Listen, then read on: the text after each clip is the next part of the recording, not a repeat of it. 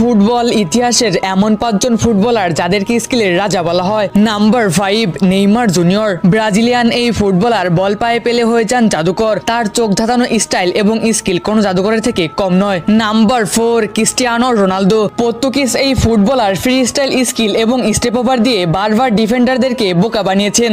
Number 3, Lionel Messi. আর্জেন্টিনার এই খুদে জাদুকরের ড্রিবলিং এবং ব্যালেন্স মারাত্মক লেভেলের। তিনি বল পায়ে পেলেই এমন স্কিল দেখান প্রতিপক্ষের ফুটবলাররা তার দিকে হা করে তাকিয়ে থাকে।